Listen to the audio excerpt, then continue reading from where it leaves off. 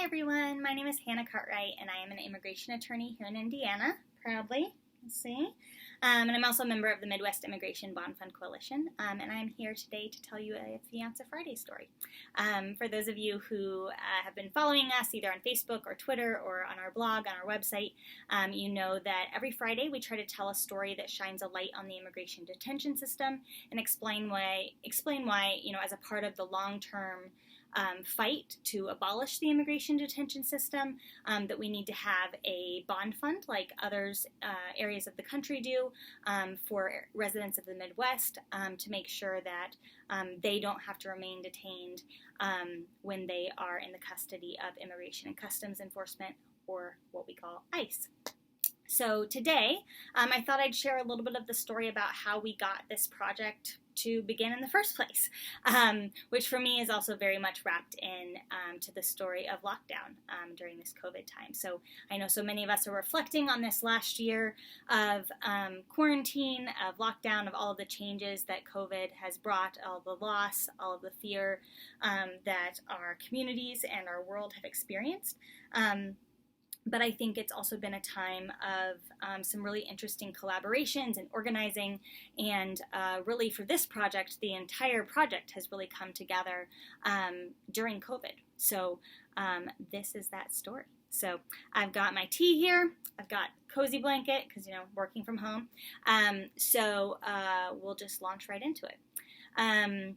So I think the story kind of starts for me in earnest about in February of last year, so February 2020, kind of at a point where I thought the project was really at an end. So I had been informally a part of conversations about trying to get a bond fund going, had talked with advocates who had been trying really for the past few years to get a bond fund off the ground, and in the Midwest specifically. And in February of last year, it just seemed like we were at a dead end.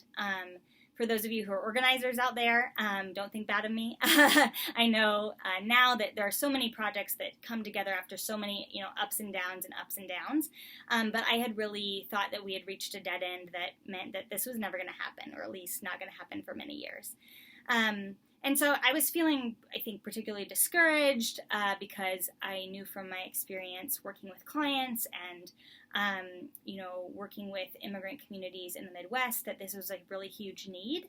And I'd been seeing immigration bond funds pop up around the country over the past few years, and so knew that this was possible, but just felt like we couldn't quite get those two things together. And so that was really, just discouraging. Then lockdown hit, and I'll be honest, bond fund was really the last thing, furthest thing from my mind, until I got this email from Fred Tsao, who is this wonderful organizer and advocate and policy attorney and just all around very wise human being, who emailed me the following. He said, "Hey Hannah, I think this moment might be right to revisit the bond fund conversation. I know there are so many demands on our time during the current crisis, but we need to start somewhere and sometime. What do you think?" And I was like, whoa. This was a really, discouraging project already, and now you want to think about getting a project started in the middle of COVID? That seems kind of crazy, especially, for a bond fund. It requires raising a lot of money. It requires coordinating among a bunch of people. We were talking about, having a Midwest bond fund, so that meant coordinating across state lines, and sort of seemed like, gosh, this would be the worst thing to try to get coordinated when everyone is, all over the place, quarantining in different places. And so my first thought when I got the email was, gosh, Fred, this is a terrible idea. I wasn't sure that that it was something that was really going to be able to come together, and not really sure that something that I could really help with. But then it really made me think back to why I had gotten involved in these conversations in the first place. And that really goes back a few years to when I was representing an individual who had been detained in ICE custody and had been granted a $5,500 bond, which, just for comparison, a minimum bond that can be set by ICE or an immigration judge is $1,500, but there's no maximum. So it really varies across the country how much bonds can be set at. And I had come from a part of the country where I had working before I came back to the Midwest, where bonds were regularly set at $8,000, $9,000, $12,000. And so to see someone who only had a bond of $5,500 and couldn't pay that and then had to sit and fight his whole case was really heartbreaking for me as an attorney, especially for this particular individual because he was a single dad with 3 daughters, and because he was detained for 6 months, his daughters had to go into foster care for that time. And so he spent, those 6 months not only enduring the awful conditions in immigration detention, but also, worried about the health and safety of his daughters, worried about the separation, worried about all of this impacting them, as well as worrying about his immigration case. And so even though I was very proud to fight on his behalf, to walk in solidarity with him during that time, I think his case hit me harder than others because we both knew that whole time that we didn't have to fight in this way, that he could be out with his family, that he could be fighting this in a much less stressful way. He could be, gathering documents in person and providing everything to the immigration court he could instead of us kind of having to get a semblance of things because he wasn't outside to do all of that. And all of that really came down to he just didn't have the money. That money made a huge difference in the life of his family, or that lack of money made a huge difference in the life of his family because it meant that he had to remain detained.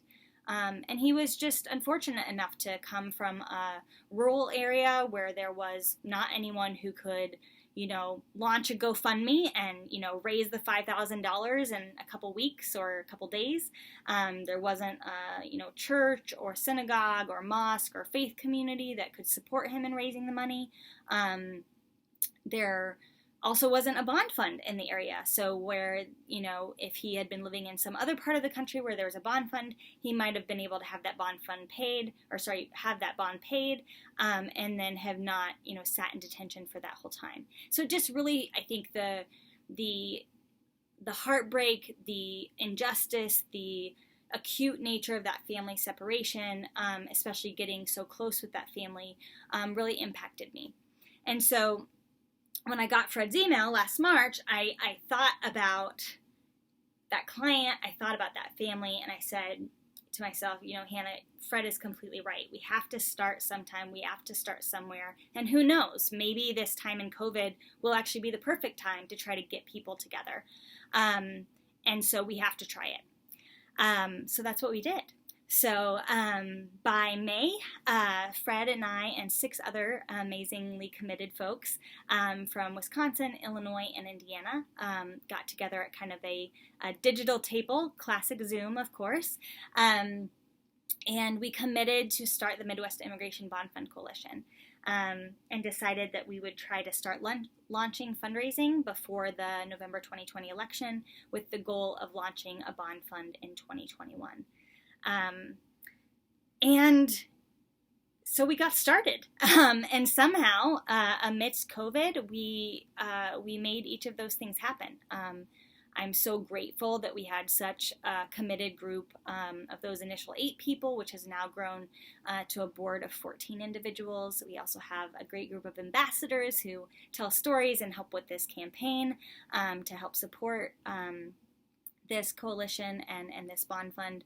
And we've been very lucky to have the mentorship of the National Bail Fund Network, which helped us launch fundraising in October of last year, and really helped make it possible for us to start accepting bond applications about 6 weeks ago.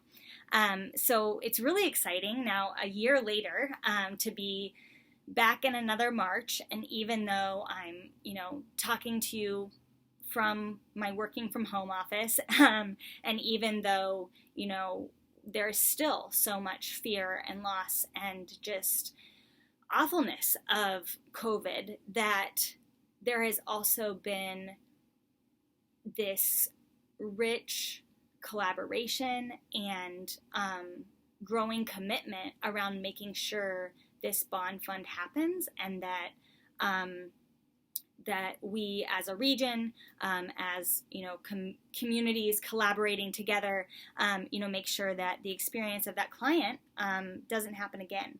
That if we have folks from our midst who are detained in ICE custody, who cannot pay their bonds, that we back them up and make sure that they can get out of immigration detention and stay with their families and communities and fight their cases and have access to representation, all of it, to make sure that that possibility is open to them. So I'm really proud and excited to say that over the last 6 weeks, we've paid 4 bonds, which is amazing, for a total of $10,000. We've raised almost $15,000. So if there are, 6 of you who want to donate $20 today and help us hit that $15,000, wouldn't hurt my feelings. But yeah, not so much about, how much money we've raised, but just knowing that there are 4 lives already that are changed by the fact that even though they were detained in ICE custody, they know that their communities were behind them and made sure that even though they couldn't in that crisis moment come up with the money to pay their bonds, that that this bond fund and that all of the people who have donated and supported and encouraged us along the way had their backs. And that feels like something good came out of COVID. And while there's still so much loss, that it's an example of, the best part of humanity, even amidst a time of so much, pain and suffering. And so I'm really thankful for that. And I'm also really thankful that Fred reached out in the first place. And, even at a time where, I was feeling discouraged and like this project was never going to happen and there was no hope, that he, extended that hand, across the digital divide and just said, hey, we've got to start somewhere. We've got to start sometime. Will you do this? So I thought I would extend that hand to you all today as the end of my Fianza Friday story, and just say, one, if this project is something that is touching you, if you're feeling compelled to learn more about the experience of individuals in immigration detention, or if you want to help join the fight to support this fund and make sure that the next application we get, that we can still pay that bond, please join us, whether that's making a donation, whether that's signing up to be, excuse me, a part of our ambassador committee,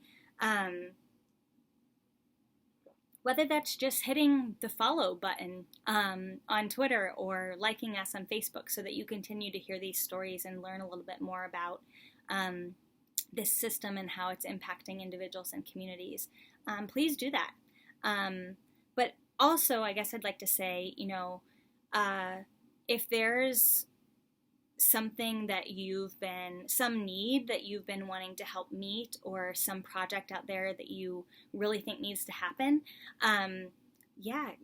call the person up, send an email, and say, hey, we have to start sometime and somewhere, because you never know what's going to happen, even during COVID.